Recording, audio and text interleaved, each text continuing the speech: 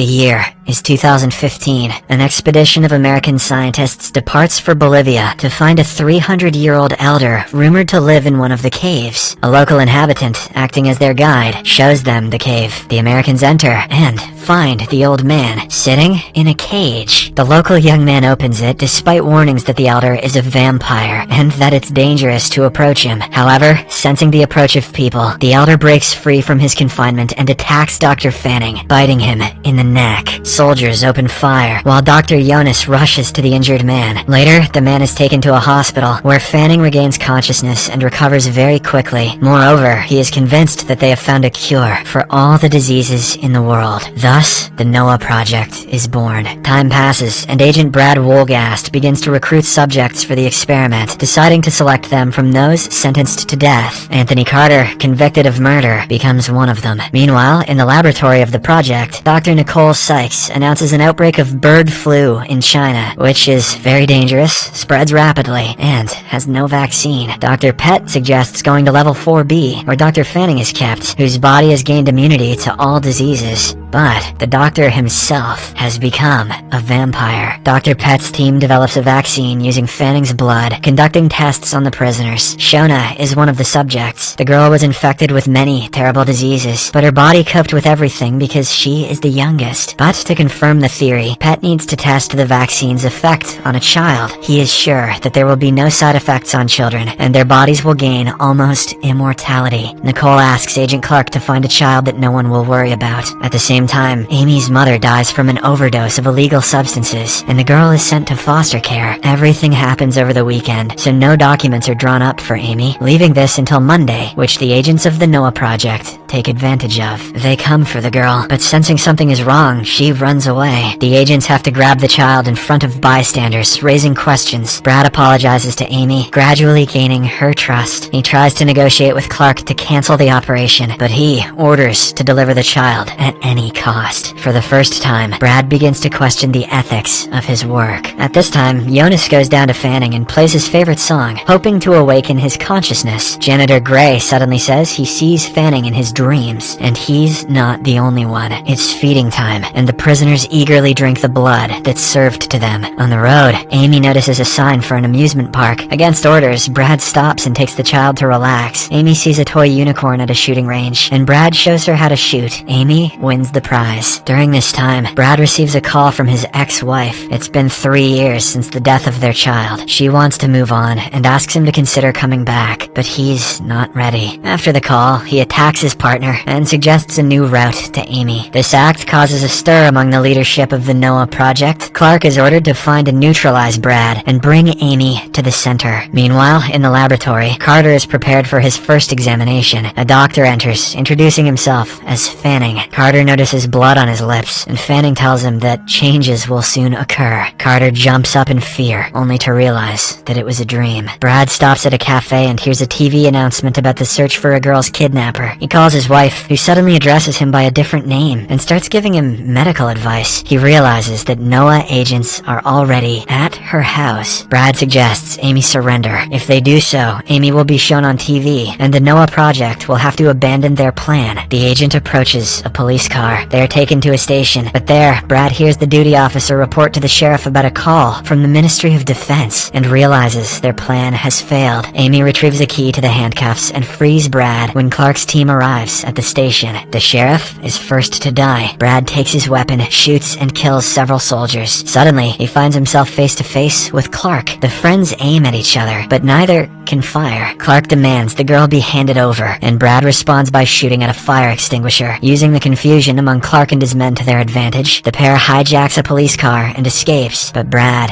is wounded. While fleeing, Brad turns on the emergency lights, allowing his car to move unhindered. Soon, he spots a school bus ahead. He deceives the teachers, claiming Amy is a new student. They let the girl in, and she in turn lets the agent in through the back door. One of the school children tries to record them on a phone, but Brad takes it away. The pair manages to hide from their pursuers. Later, they steal an old car, but Brad's condition worsens, and he loses consciousness. Meanwhile, Clark learns about the phone taken from the school child, and orders it to be tracked. He also arranges for Brad's wife's phone to be tapped, just as Amy calls her. Frightened, Amy believes Brad is dead. Lila gives her directions, and Amy reveals their location and manages to revive Brad. An angry Brad throws away the phone. Soon, the pair leaves the car and heads to a house through the forest. Suddenly, a siren sounds, and an armed woman appears. Meanwhile, Nicole shows Jonas the effect of Fanning's blood on a subject. An old fracture has completely healed. In the forest cabin, Lacey reveals she served with Brad and that he is one of the best negotiators. Suddenly, a siren goes off, but it's a false alarm. It's Lila, arriving to help her husband. Lacey promises to organize a border crossing, but she doubts it will stop the Noah project and suggests making the project's information public. Brad names the 12 subjects. Meanwhile, Clark's agents find the car Brad abandoned and interrogate the tow truck driver, who accidentally mentions Lacey's forest cabin. At the same time, Carter complains to Jonas about strange dreams, in which Fanning appears. In the evening, the janitors go down to the cells. One of them teases Shona, though Greg tries to stop him. He accidentally drops his phone behind the bars. Shona calmly allows him to retrieve it. While his partner laughs at Greg, Shona attacks him and drinks his blood. At this time, a siren goes off at the house in the forest. Lacey and Brad see the approaching agents and open fire. Lacey is seriously wounded. Brad realizes he cannot save Amy alone. He asks his wife to take the girl and then confronts Clark, but Amy breaks free and joins the agent as she promised not to abandon him. The pair are captured and taken in an armored van to the lab. There, scientists are trying to understand how Shona was able to drink the blood of the janitor, though she hadn't touched Greg before. Greg reveals that his partner teased her, but it was believed that the subjects lose their minds. Clark suggests putting Shona to sleep. Meanwhile, Amy throws a tantrum, demanding to see Agent Brad. Nicole orders to bring him to her. Simultaneously, Jonas notices that Fanning and Shona have stopped moving in their cells, refusing blood. They are telepathically communicating, with Fanning persuading her to act according to the plan, promising the world as a reward. Meanwhile, Brad sees a TV report about his arrest, now also accused of the sheriff's murder. Clark takes him to Amy, but on the way, Nicole explains to the agent that the girl is humanity's last hope and will be injected regardless. Brad reluctantly assists Nicole with the first injection, which Fanning immediately feels in the basement. Later, a nurse examines the girl, and Brad manages to steal a syringe with a sedative from her cart. Amy learns the entry lock code and hears a voice from a neighbor named Carter. Brad tells her to rest, and he lies down on his bed, only to be woken by Greg in the room, warning that Fanning will come for Amy. Later, Brad encounters Carter in the corridor, who confesses that Fanning often enters his mind. Agents take Brad away, but Amy finds a way to communicate with her neighbor by writing him a note. Carter responds. Meanwhile, Lila begins searching for information about the death row inmates named by Brad. No one wants to talk, but she learns that Shona was taken by federal agents. In the laboratory, Clark confesses to Brad that he feels like he sees Shona's life story in his mind. Greg tells Jonas that Fanning talks to him almost every day, warning of impending work. Meanwhile, Lila shares her findings with a renowned journalist who agrees to verify her information. During the night, Brad manages to get out into the corridor. He catches Greg in the elevator, puts him to sleep, and opens the room where the test subjects are kept. Brad sees the terrible form of Fanning, but then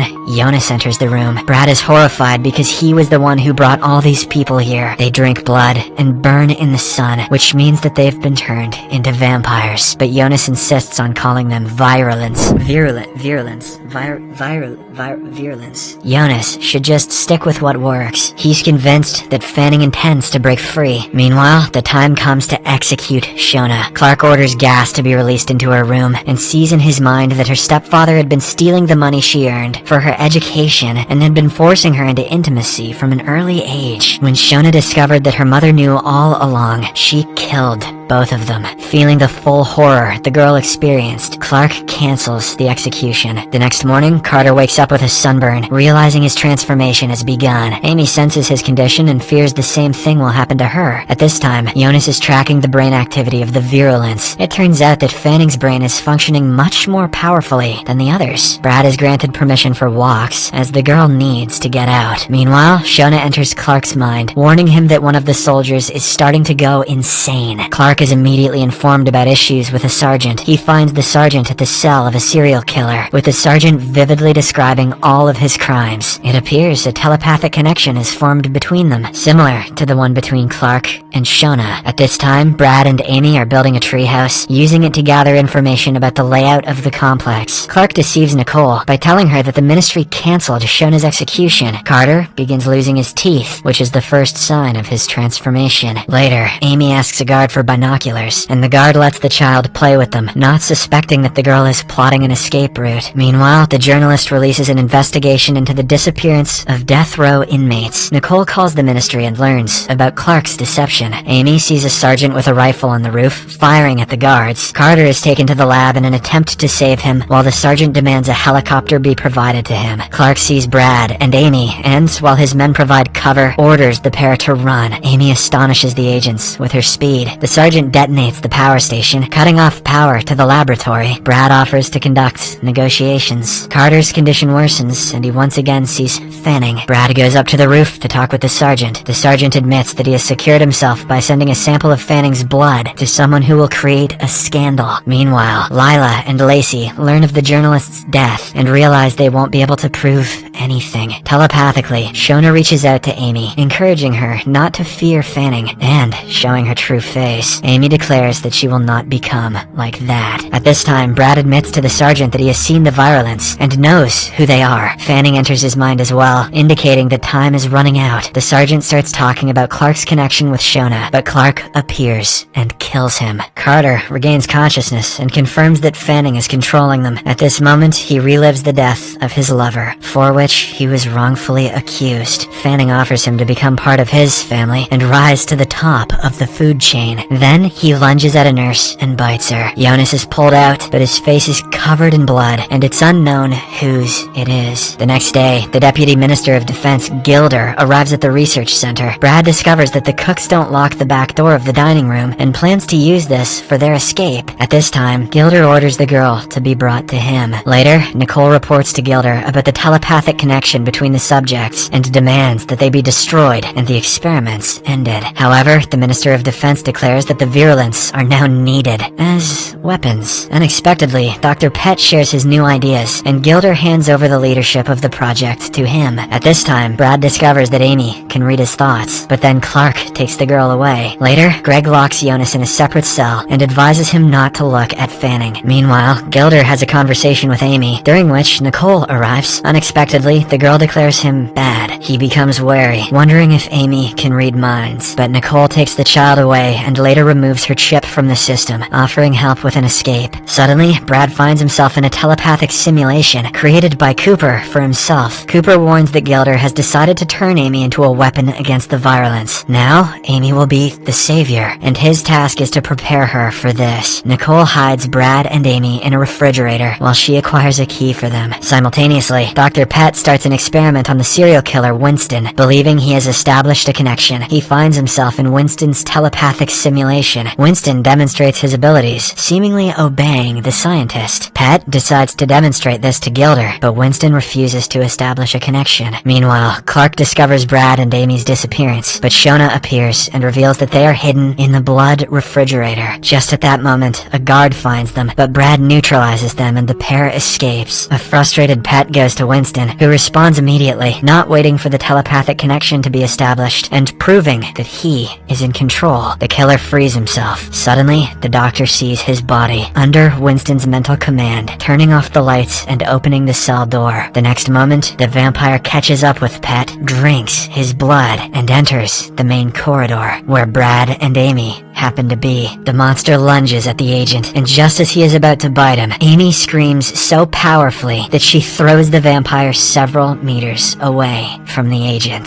Friends, if you're curious to see where the story's headed next, click on the link in front of you.